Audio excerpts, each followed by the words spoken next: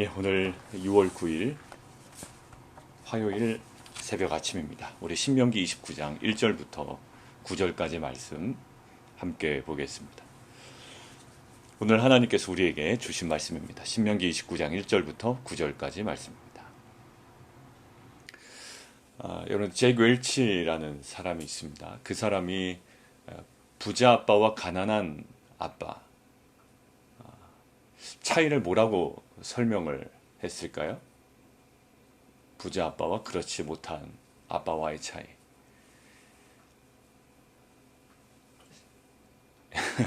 돈의 차이요. 돈의 차이가 아니라 생각의 차이라고 했습니다.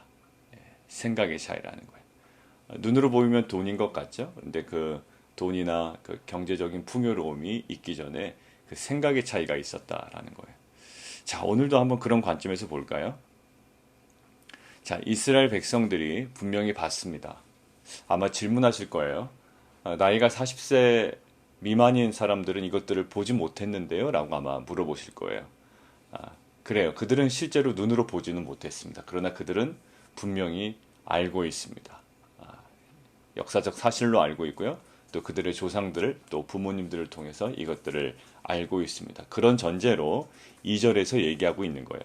모세가 온 이스라엘을 소집하고 그들에게 이르되 여호와께서 애굽 땅에서 너희의 목전에 바로와 그의 모든 신하와 그의 온 땅에 행하신 모든 일을 너희가 보았다. 이 의미는 너희가 알고 있다 라고 하는 거죠. 자, 수많은 일들이 발생했어요. 근데 그 중에서 그들이 꼭 알고 있고 기억하고 있는 일들이 있습니다. 예, 애굽의 바로로부터 하나님께서 그 애굽에게 재앙을 내리시고 그들을 기적적으로 구출해 내신 것, 인도하신 것, 출애굽 사건을 그들은 알고 있고 기억하고 있어요. 자, 3절. 곧 큰 시험과 이적과 기사를 내 눈으로 보았다. 너희가 알고 있다라는 거죠. 그 사건에 대하여서는 그것을 직접 눈으로 보았건 보지 못했건 상관없이 인정하고 있다라는 거예요. 이 사건에 대해서는 부인하지 않습니다. 분명한 사실이에요. 자, 근데 4절 보십시오.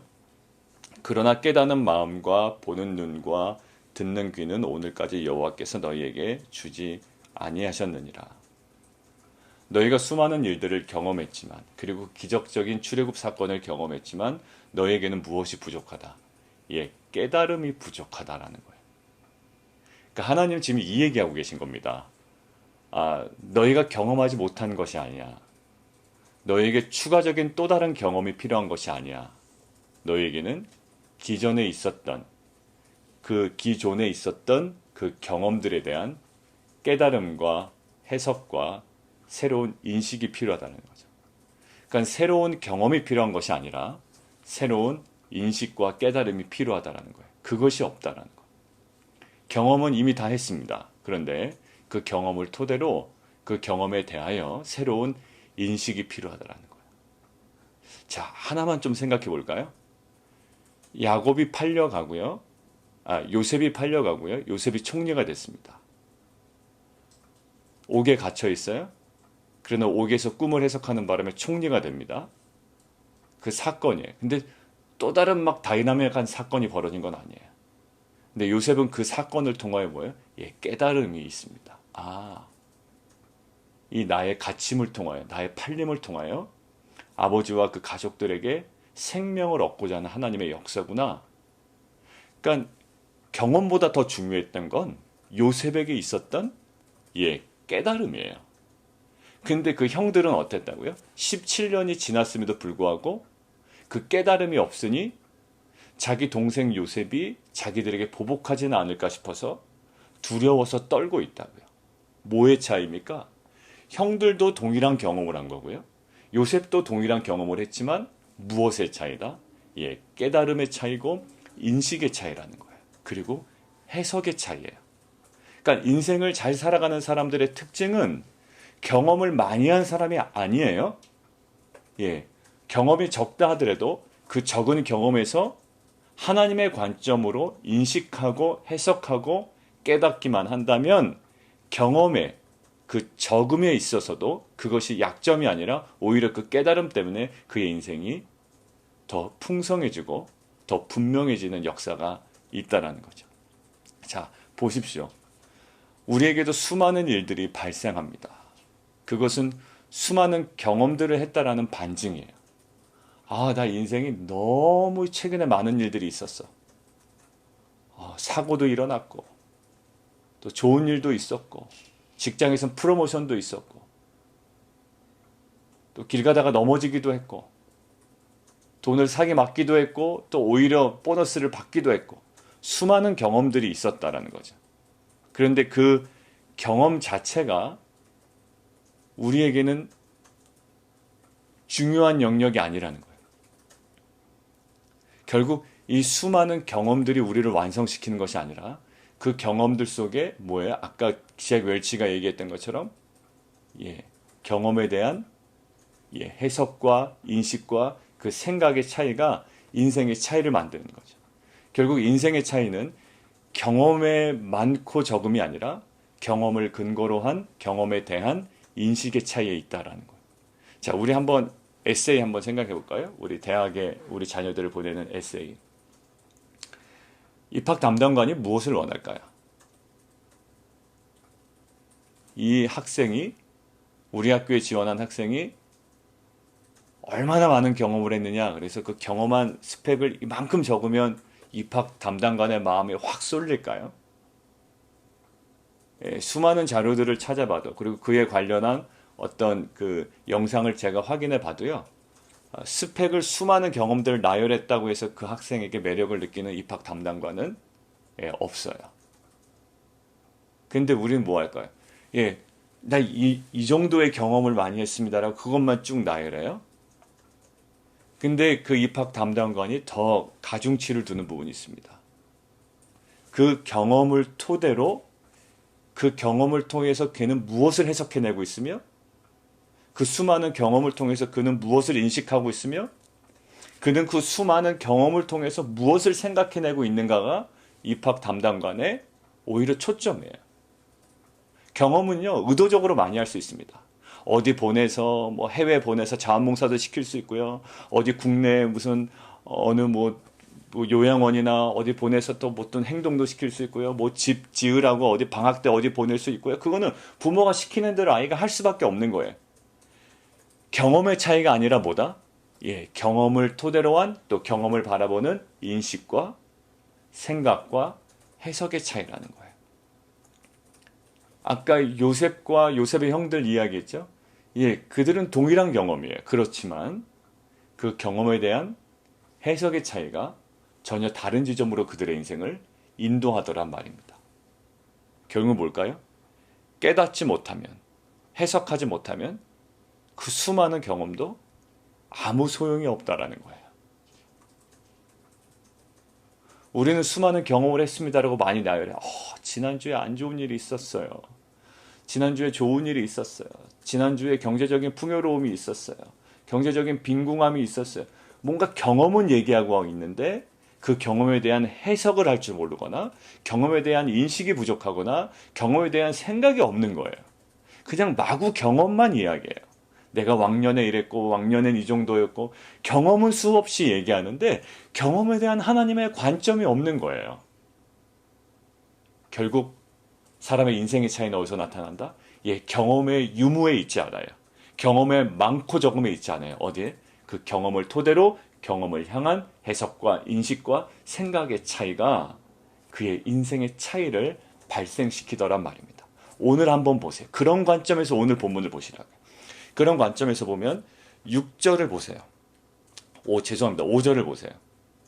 40년 동안의 경험을 하나님께서 보여주시잖아요. 그들이 한 경험. 뭐죠? 첫 번째, 몸의 옷이 낡아지지 아니하였다라는 거예요. 자, 세상적으로 보세요. 몸의 옷이 명품이었다라는 건 은혜예요. 그죠? 우리가 그냥 세속적으로 생각할 때는 어디 가서 자랑하려면 내 옷이 해지지 않았다? 어디 가서 이게 자랑이라고 할 수 없는 거라고요. 보통 사람들 옷 자랑할 땐 뭐죠? 내 옷은 이 브랜드야. 이거 뭐 한정판이야. 리미티드 에디션이야. 그 정도는 돼야 되잖아요. 명품이야. 뭐 이 정도요. 근데 지금 몸의 옷이 낡아지지 않은 게 오히려 뭔가의 증거가 된대요. 자, 그리고 두 번째, 너의 발에 신이 헤어지지 아니한. 여러분들 뭐 구체적인 상포 얘기하면 좀 그렇지만 그냥 뭐 우리 성도님들끼리기 때문에 내 신발은 구찌야라는 거야. 이것은 사람들에게 와 그래? 세일해서 그 정도에 샀어? 그것은 뭐 대화의 주제거리라도 되죠. 근데 지금 뭐예요? 예, 내 발의 신이 헤어지지 아니하였어. 예, 그게 무슨 어떤 대화의 이슈나 되냐고요. 어떤 뭐의 중대한 사건의 증거나 되냐고요. 그런데 지금 몸의 옷이 낡아지지 아니한 것, 또 발의 신이 헤어지지 아니한 것, 이것이 하나님의 어떤 그 증거로 삼으신다고요. 자, 그리고 6절 보세요. 그거는 그렇다고 쳐요. 왜요? 예, 낡지 아니하고 헤어지지 아니하였기 때문에 뭐 나름대로 어떤 그 증거로서의 가치가 있다라고 좀 여겨질 수도 있습니다. 그런데 6절 보세요. 너희에게 떡도 먹지 못하며 포도주나 독주를 마시지 못하게 하셨다. 여러분들 하나님께서 떡을 먹게 하셨다. 이게 간증이죠. 떡을 먹지 못하게 하셨다가 어떻게 간증이 돼요? 여러분들 포도주를 마시게 하셨다라는 것이 간증이죠. 어떻게 포도주를 마시지 못하게 하셨다가 간증이에요. 그렇다면 6절은 우리가 세상적으로 볼 때 뭐에 대한 근거가 되냐면 우리가 궁핍했다라는 근거밖에 되지 않아요. 조금 더 확장되면 5절도 마찬가지예요. 우리가 부자였어 라는 근거가 될 수는 없어요. 우리가 찌질하게 가난하지는 않았어. 그 정도 느낌? 5절과 6절은요. 실은 그들이 한 경험이기는 하나 경험 자체가 그렇게 썩 좋아 보이진 않는 경험이에요. 그런데 오늘 보십시오. 그런데 이 경험 속에 숨어져 있는 하나님의 의도와 뜻을 발견한다면 이것은 정말로 가치 있는 경험이요. 빛나는 경험이 되고 소중한 경험이 되는 거예요. 뭐예요? 경험 자체로서는 굉장히 초라해 보이지만 경험을 모해내는, 해석해내는, 인식해내는 또 그것들을 재발견해내는 그 과정이 있다면 이것은 정말로 은혜롭고 소중하고 빛나는 경험이 된다고요. 왜 그럴까요? 떡도 먹지 못한 게 왜 궁핍의 증거이지 왜 은혜의 증거가 될까요? 떡도 먹지 못했지만 하나님은 뭘 주셨어요? 세상이 한 번도 경험하지 못한 매일매일 끊어지지 않은 만나를 허락하셨다고요. 그러니까 떡을 먹지 못한 건 세상적으로 볼 때는 굉장히 궁핍의 증거일 것 같으나 이것들을 하나님의 관점에서 해석해내는 이스라엘 백성에서는 이게 무슨 증거예요? 예, 정말 놀라운 은혜의 증거예요. 이전의 조상들도 경험하지 못했고 이후의 조상들도 경험하지 못했고 전 세계 어느 민족도 경험하지 못했던 은혜의 증거예요. 뭐가요? 예, 떡을 먹지 못한 것이 은혜의 증거예요. 그러나 무엇을 주셨다? 예, 만나를 주셨다. 포도주를 마시지 못하게 하셨다. 포도주도 공급하지 않으셨다. 이것이 궁핍의 증거이지 어떻게 은혜의 증거가 되겠어요? 그런데 그 경험이 중요한 것이 아니라 경험을 해석해내는 것이 중요해요. 자, 무엇을 그들은 깨달았을까요? 우리에게는 포도주는 없었지만 뭐는 있었죠? 갈증이 날 때 반석을 명하여 또 반석을 쳐서 그때 하나님께서 무엇을 주셨나요? 예, 그들의 목마름을 해결할 수 있는 정말 그 생명수를 주셨다고요. 그러니까 그들에게는 포도주가 없는 게 세상 사람들에게는 굉장히 초라하고 자랑할 만한 것이 못 되지만 오히려 그들에게는 포도주를 먹지 못한 것, 떡도 먹지 못한 것이 그들에게 뭐가 된다? 예, 궁핍의 증거가 아니라 숨겨야 되는 일이 아니라 오히려 자랑해야 되는 은혜의 증거가 된 거예요. 사랑하는 성도 여러분들, 저번에 우리가 부활절에 무슨 얘기를 나눴습니까? 빈 무덤은 무슨 증거가 아니라 도난의 증거가 아니라 무엇의 증거입니다? 예, 부활의 증거입니다 라고 했어요. 그러니까 빈 무덤을 바라볼 때 빈 무덤에 실망하는 사람들이 있고요. 빈 무덤을 바라볼 때 소망 가운데 걸어가는 사람들이 있다고요. 무엇의 차이일까요? 예, 동일한 빈 무덤을 보고 바라보고 경험하고 있어요. 경험의 차이는 분명히 아닌 거 우리가 알아요. 그렇지만 무엇의 차이? 예, 그 동일한 경험을 했지만 예, 관점의 차이, 해석의 차이, 생각의 차이라고요. 그러니까 빈 무덤을 바라볼 때 누구는 도난의 증거라고 슬퍼하고 있지만 어떤 사람들은 빈 무덤을 바라볼 때 예, 부활의 증거인 것을 알고 기뻐하며 하나님을 찬양하고 있다고요. 자, 결론 맺습니다. 여러분들 삶 가운데도 이것은 도저히 은혜의 증거라고 할 수 없는 고난이 있어요. 마치 떡도 먹지 못한 고난, 포도주도 먹지 못한 고난. 남들은 명품을 구입하면서 막 저렇게 떵떵거리고 살아가는데 나는 겨우 해지지 않는 옷만 입고 또 낡아지지 않는 옷만 입고 또 헤어지지 않는 신발을 겨우겨우 입고 있는 이런 현실이 나에게는 은혜의 증거가 될 수 없다라고 아마 불평하고 투덜대시는 분, 또 저도 실은 그랬어요. 그렇지만 오늘 관점에서 보면 그 수많은, 이해할 수 없는 수많은 경험들이 우리에게 중요한 것이 아니라 이 경험을 뭐예요? 이 경험을 어떻게 해석해내고 어떠한 방식으로 인식할 거며 어떻게 우리가 생각해낼 거냐의 차이에 따라서 우리를 무너뜨리고 우리를 낙담시키게 하는 경험처럼 보이지만 실은 그 경험은 그 경험의 경중에 있지 아니하고 어떠한 경험이더라도 하나님의 관점으로, 구속사 관점으로 해석해내고 인식하고 생각해낼 수만 있다면 어떠한 경험이든지 상관없어요.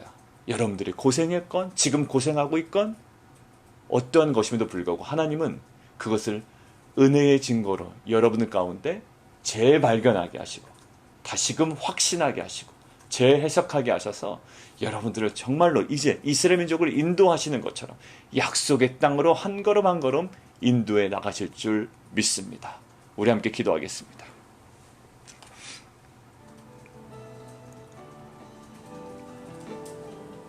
자, 오늘 보는데요, 우리가 많이 보던 본문이잖아요.